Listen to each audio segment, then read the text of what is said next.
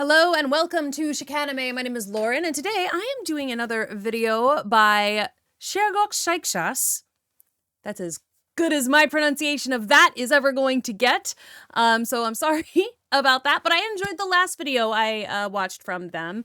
And this one is about why the last King of Re-Estize was doomed. So this is obviously going to have spoilers for, I think, season 4 of Overlord. Yes, season 4 of Overlord. And we're going to talk about Zanac. Because, you know, I didn't like him very much. But also I feel like the anime really, it doesn't explore him much either. Like, he starts out being sort of just like, feels like he's grasping at power and like, you know, trying to steal stuff away from the older brother, who, to be fair, is a jerk and didn't deserve it anyway. But like, I don't know. I didn't like him at first. And then by the end of it, I was like, oh, actually, I do kind of, he's much better than I originally thought. But, you know, I don't know. I didn't learn enough about him. But I am curious to know, like, what we have to say about why there was no way. I mean, besides the fact that Ainz showed up. And I know that there was some stuff too about like they could have bent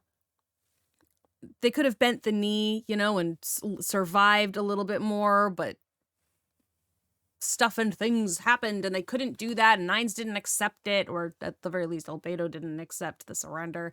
But anyway, I am curious to see what we have to say about it in this video. So if you want to see more stuff like this, don't forget to like and comment, subscribe to the channel on YouTube if you haven't already, and check out the original creator as well. The video link is going to be in the description below. Schäärgocks Schächsaß, something like that. I can't say it. But the link for that is going to be in the description. Go check out their channel. They do good work.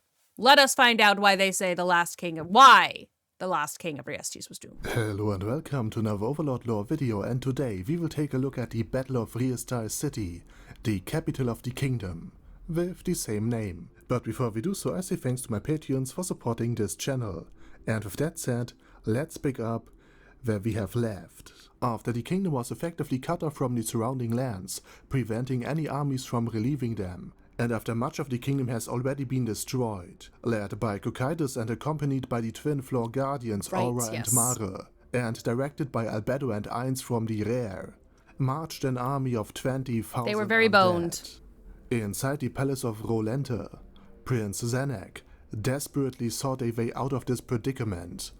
Confronted with an overwhelming strong foe, and cut off from the wider world, and also having been betrayed by his sister, the able-bodied citizen, to create a makeshift army.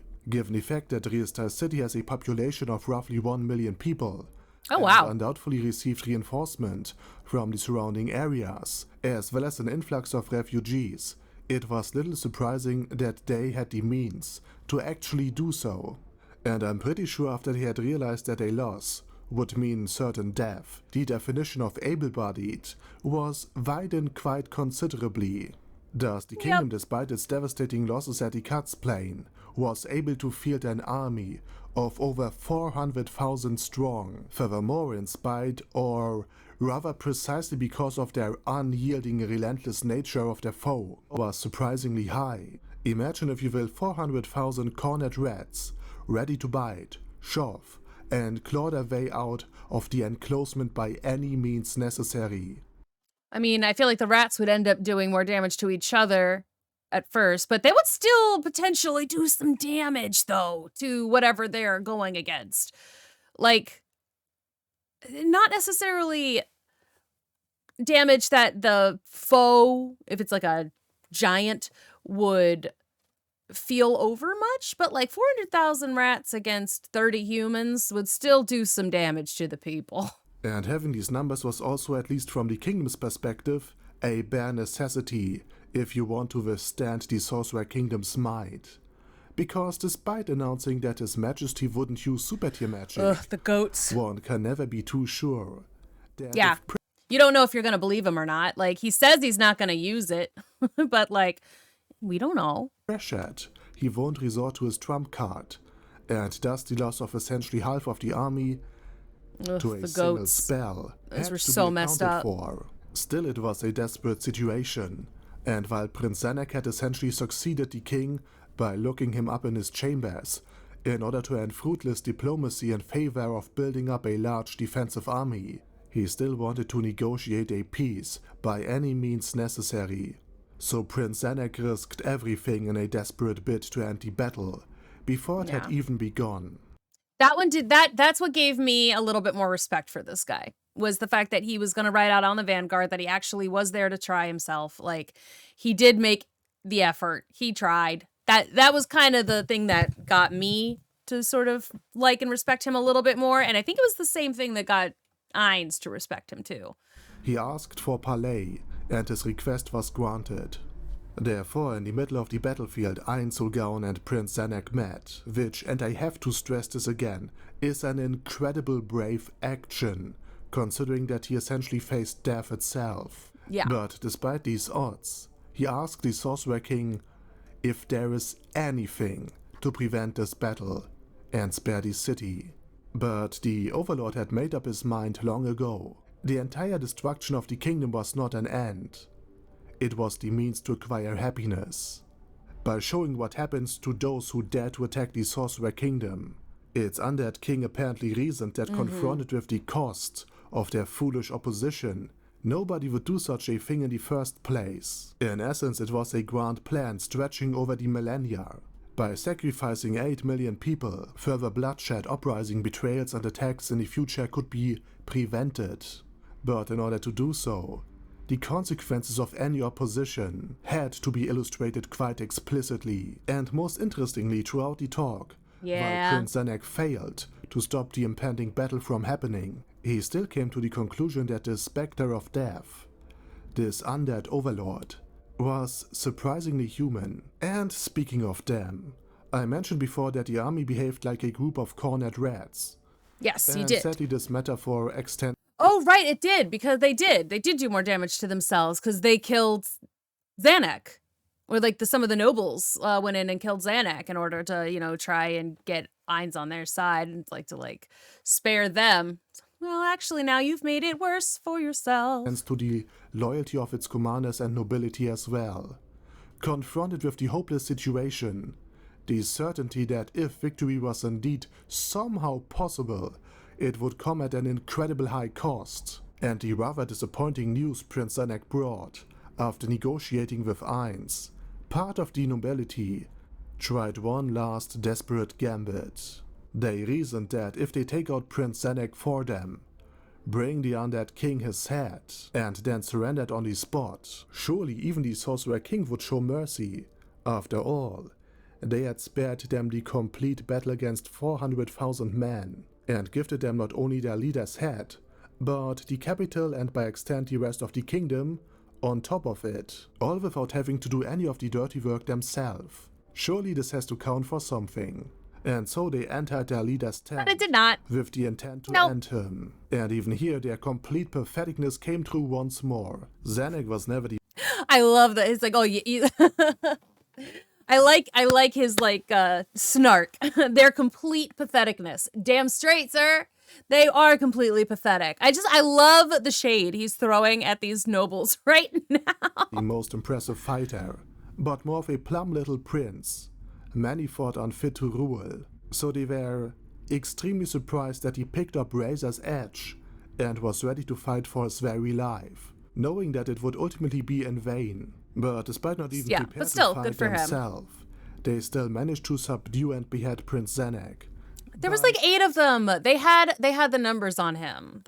I think he could have gotten away if there were fewer. Mere virtue of numbers. After betraying See, that's what I said. Decapitating their leader, they rode to the Sorcerer Kingdom's encampment and presented its king, the head of Zanac.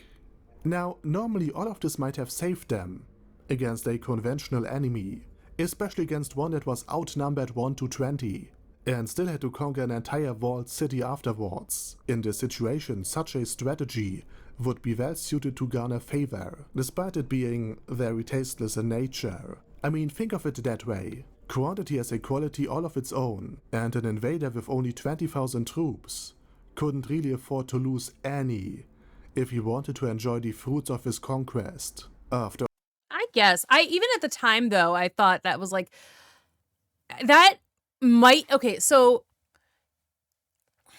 I would be worried in that case that it might stop them, like, they might be able to prevent war, like an all-out battle, but, like, I wouldn't trust those. No, so if it was me and I was the leader, right, and I am the head of this undead army or whatever, I'm coming for you, and you as the nobles come to me with the head of your king, I will not ever trust those people. It's like maybe I could be convinced not to actually have the fight, but y'all who brought me the head, y'all are dead.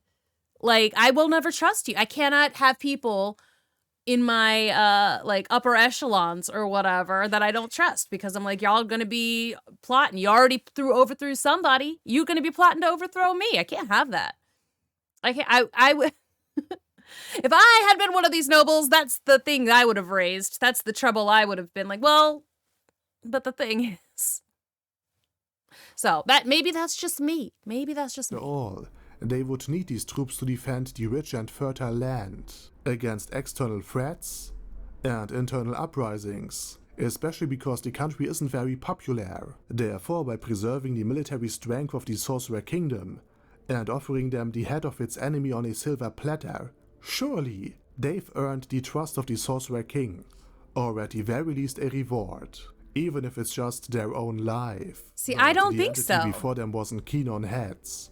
After all, Albedo had refused the head of the king, so there was no way the betrayed and beheaded prince would change anything in the grand scheme of things. Yeah, no, again, yes, exactly. You betrayed the person. Like, he has a very caring about, he cares a lot about perception, right?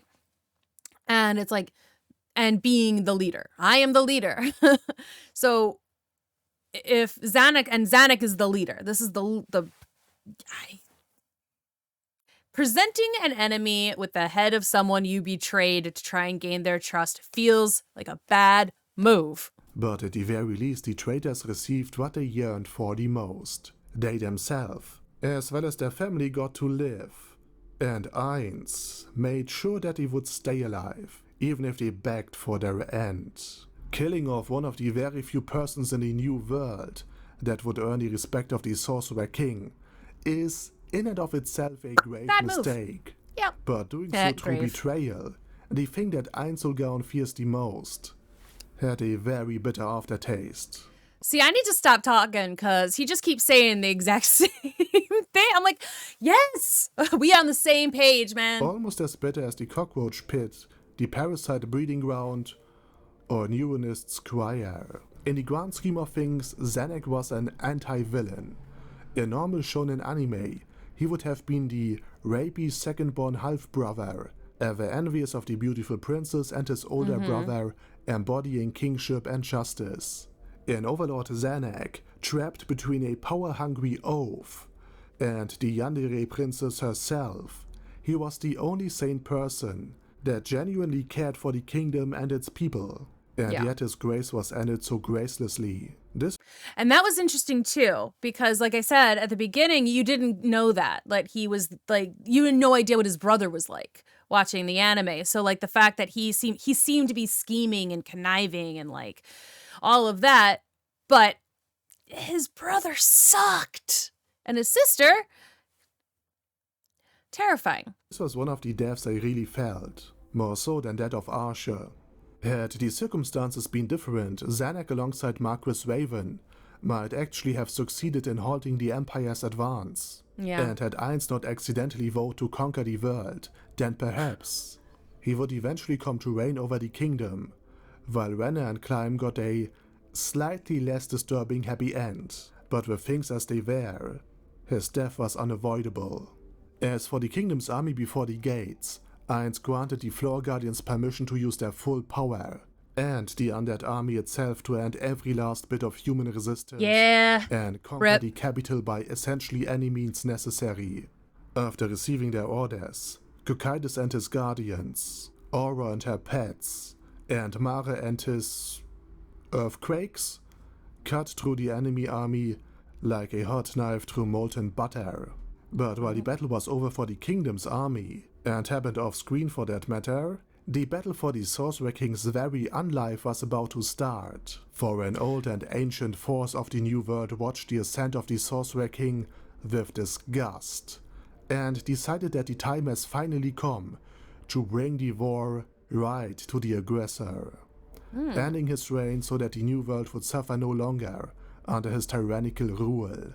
Platinum Dragonlord finally made his move. And with that said, I say thanks for watching. Yeah, and we'll freaking see what happens with that, because we'll see. We'll see what happens with that, because that seems like it's going to be very interesting. We finally have somebody who might be able to take Ainz. And as usual, even though to Ainz is definitely knows that there's somebody out there who can maybe gun for him. So there's that. Adam J. Al Capone. Okay, yes, thank you to, Al Capone. That's brilliant. I love that. That's a really good name, Al Capone. Okay, he's just going to read all of his patrons out loud, so they all did a good job. Thank you for being patrons of him. You could also be patrons of me if you so desire, or me and Kit and Jess and everybody else I get on this channel. Thank you again for watching. I do find it interesting. So, I don't remember who was the first person to suggest this particular creator to me, but again, thank you. If you know who you are, let me know. And again, if there's more stuff like this that you want to see, I've been having fun learning more about the world itself and like learning other people's perspectives. And I mean, this guy and we are simpatico. Like everything I said, he then said moments later. So I'm just like, I need to just let him speak. I just need to let him go because we, same page, but also he said it better than me. So there's that.